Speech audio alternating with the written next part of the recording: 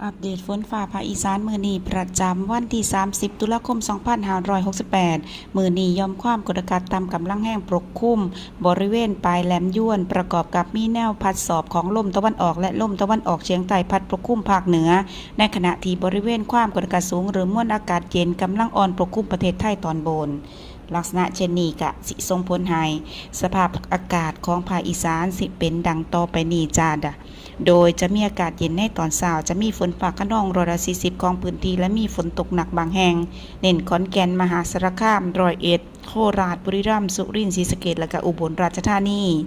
ลมตะวันออกเฉียงเหนือความเร็ว 10-25 กิโลเมตรต่อชั่วโมงอุณหภูมิต่ำสุด 21-24 องศาเซลเซียสอุณหภูมิสูงสุด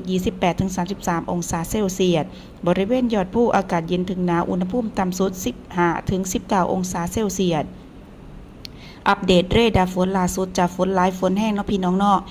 ตรวจพอกลุ่มฝนธรรมดากำลังอ่อนความแห้งเพิ่มขึ้นปกคลุมพื้นที่อำเภอเมืองหนองคายจังหวัดหนองคายกุมภาวะปีหนองหานกูแก้วจังหวัดอุดรธานีแก่งคอเทพสถิตทรัพย์ใหญ่บำเหน็จนรงค์จตุรัสจังหวัดชัยภูมิน้ำพองกระนวนซ้ำสูงเมืองขอนแก่นจังหวัดขอนแก่นเจริญศิลป์เตาง่อยโคกศรีสุพรรณจังหวัดสกลนครกันทรวิชัยเมืองมหาสารคามแก่ดำจังหวัดมหาสารคาม